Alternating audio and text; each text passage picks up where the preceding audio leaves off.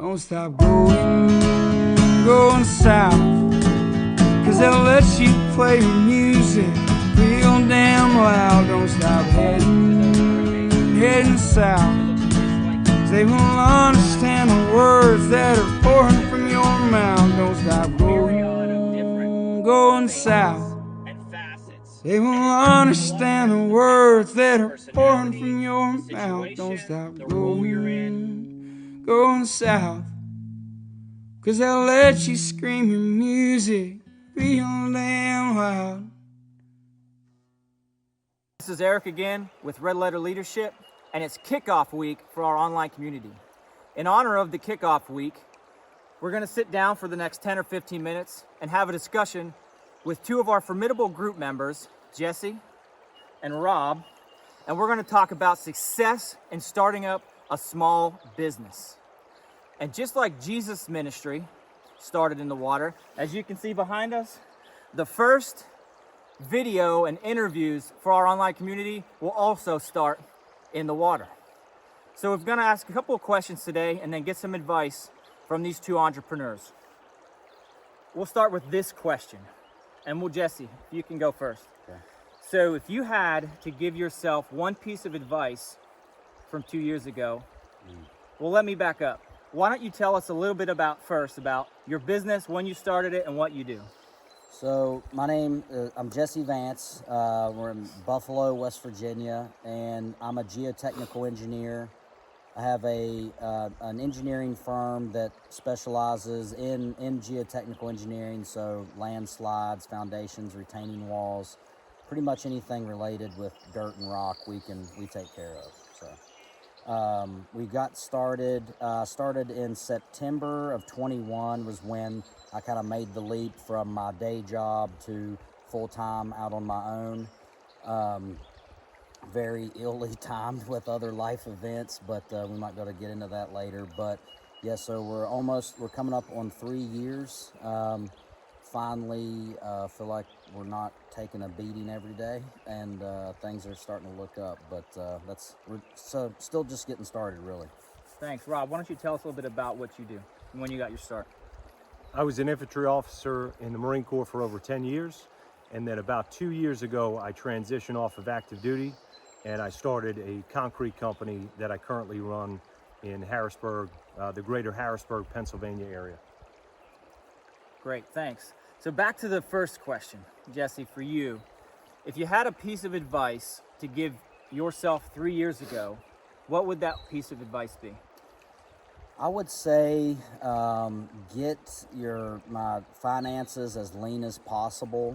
Give yourself as much cushion as you can for the hard times, and just realize that it's going to take longer than you think to kind of get where you want to go and get to a spot where you're making some money. It's going to take longer, and it's probably going to be harder, but that's just part of it.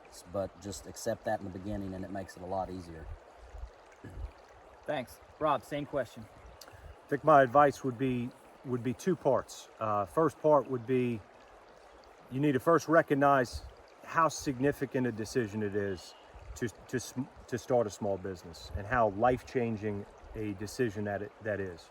So you have to prayerfully consider whether or not that decision is right for you and your family. And then ultimately, if you decide that it is, you need to commit yourself entirely. You need to go all in. You burn the boat, so to speak. Failure is not an option. And then second part of that would be you need to find a mentor. Find a mentor, ideally in the field in which you're starting your business, but it doesn't necessarily need to be that.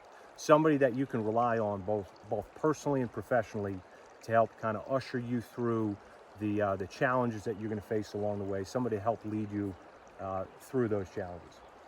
Yeah, that's really good, Rob. And so you mentioned challenges. What do you find as a challenge you faced over the last 2 years that you didn't anticipate, and how did you use that community to deal with that challenge? I'm in construction. Things change all the time, whether it's equipment breaking, whether it's projects whose scope of work changes drastically, weather impacts what we do on a daily basis. So there are constant changes in what we do. So to overcome that, in my experience, you as the leader, you have to anticipate these problems to the greatest degree possible. Then you could do some mitigation planning, contingency planning. You figure out, okay, if X happens, then I can implement Y. Next, it's managing expectations on behalf of your customer. And then finally, you need to be an adaptable leader. You have to adapt to the changing circumstances in order to manage a certain project, deal with a customer, in order to ensure that a product or service is delivered in the way in which your customer expected it to be. Yeah, that's really good. Jesse, have you experienced the same thing where you've had a problem that you didn't anticipate and you used a mentorship or community to help you solve that problem? Yeah, absolutely. I mean, a recent example, right now we're trying to grow our business, or getting into kind of a level of business we've not been at before, and making, we've had opportunities to come up for partnerships, and opportunities to buy, expensive equipment that we need, that sort of thing. And I've never been here before, but I have has become a really good friend of mine that, like Rob said, he started his business about 10 years before me, had already exited geotechnical firm, really good Christian guy, and he's always a phone call away to bounce something off of, and give me his feedback or his 2 cents, or, hey, I've encountered that before, here's what I've done in that scenario. I mean, it's pretty invaluable to have that network to connect to. And that's really good as well. And so what is it that you think 3 pieces of advice you'd give going forward to somebody who's in your position and looking to start a business? And then what are you doing now to grow your business and have your 5-year plan? Yeah, so getting started, one, I would get really clear on what it is that you want to do. So we're talking about being entrepreneurs, but also there is such a thing as entrepreneurship, that if you're not just necessarily passionate about something that you want to go out on your own, if you want to just make more money or, build a better life for your family, if you're in the right company that gives you the tools to grow, that invests in you, and gives you the opportunity to make the kind of money you want to make, that's a great avenue as well, because you have less risk, less responsibility, but you get a lot of the upside of being the entrepreneur. So that's something that you would consider. If I had a place to go like that, that may have been something that I did before, and I still may have took the leap, but it would have been later down the road. Something else would be really, that network. We were talking about the network, and that's kind of popped in my head. I didn't realize how important that was earlier on in my career when I was fresh out of college and things like that. But for the last 3 years, I haven't spent one dime on advertising. It's all been word of mouth. All of my past relationships that I've built that continue to feed me work. So that is so important. And you might meet someone today and nothing come out of that necessarily for 10 years. But then all of a sudden it kind of, it blossoms, and all of that time you invested, you get your return on it. And another thing would be, realize that it really is going to be harder than you think and take longer than you think. So, and when I pray, I don't pray to have an easier path. I just pray to give me the tools to get through it, right? So work on your discipline, work on your mental toughness, because without that, the stress it can really get to you. It's hard at times, and it can crush you if you don't have those tools. You're not keeping your tools sharp. So, that would definitely give you a good start. And one other thing is, there is no perfect time. You are going to have to go. If you want to go, you got to go. And you're not going to be able to see the whole path, your 5-year plan, You know, you may not always be able to see that or know how you're going to get to the next step, but you just have to have the faith that, all right, I'm doing the things that I need to be doing. I'm doing everything that I can, and I'm not going to quit. So I'll get where I need to go eventually, you know.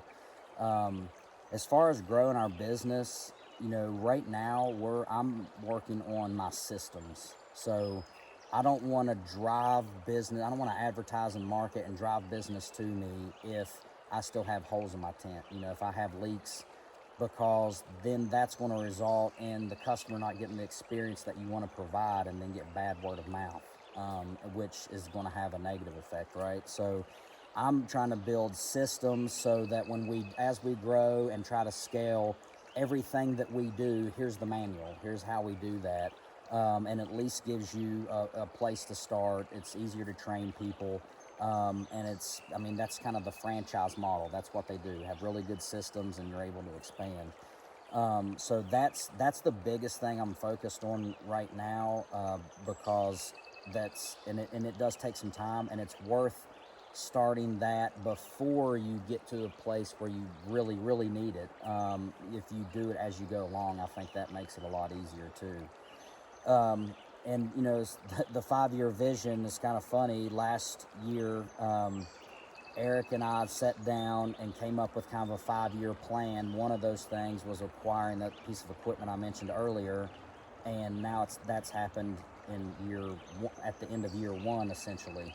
So that I would say, go bigger than you think. Be unrealistic, because you're probably going to hit your goals and your vision a lot faster than you realize. And then it kind of stifles people when they think, oh, I want to make $1 million a year. I'll be set when I make $1 million, and then you hit it in 5 years or something, and then it's, well, now what? You know, so you think big, and you're always going to be moving that bar. So to me, I never hit my goals, because when I get close, I know I could hit it. Then you get more potential, better skills, so the bar goes higher. And then I think if you keep operating like that, eventually you'll get where you want to go. Outstanding. Rob, same question to finish up. I can only speak to keys to success in my business, and I would offer the following. You need to be an expert in your field or in your trade, and therefore you can sell your work, you can sell your services, you can effectively manage the projects that you're responsible for, and build professional credibility, not only with your customers, but also with other folks in your field that you can potentially work with or partner with in the future. So that would be the first thing, is know your trade, know it cold. Second is collaborate, build a team of the right people, men and women of integrity, those who share a vision with you, those who have a plan to accomplish your shared goals, and people that make you better, right? People that make you better day in and day out. And then the final thing is to have a vision, and that's not only your vision, but that needs to be a shared vision, those who you're building your company with. So that's been the keys to our success, those 3 things. I would also say that in terms of outlining what your 5-year plan is, I'll echo some of the things that Jesse outlined there. You need to set your goals big, right? You need to be ambitious, have measurable goals, have intermediate goals. So it's maybe not only a 5-year plan, but where do I want to be 6 months from now? What do I need? What are my benchmarks a year or 2 from now to ensure that I'm on track to hit my 5-year plan? Can I say one other thing? Yeah, go ahead. It just popped in my head. When I first heard this, it made a big impact. You're talking about your vision and having big goals. If you're going to have a company, you need to have a vision that is big enough, a dream that is big enough that everyone under you, their dream fits inside of that. So there has to be a place for all of them inside of your vision, or it's not going to get where you want to be. You know what I mean? So you do have to be big. But I think that's an important thing. Like, you want to make sure your people are taken care of and they're getting what they want out of life too, not just you. Fellas, thanks for joining us today. Jesse just finished by talking about bringing others into the fold and sharing your vision across the organization. So if you'd like to jump in and start swimming with us at Red Letter Leadership, these two men here are part of our online community, the Formidable group. And so you have access to them and their visions and their lessons learned throughout. So if you'd like to join us in that, jump on the website and we'll get you started. Thanks for joining us today. Again, I'm Eric, this is Jesse, and this is Rob with Red Letter Leadership. Thank you.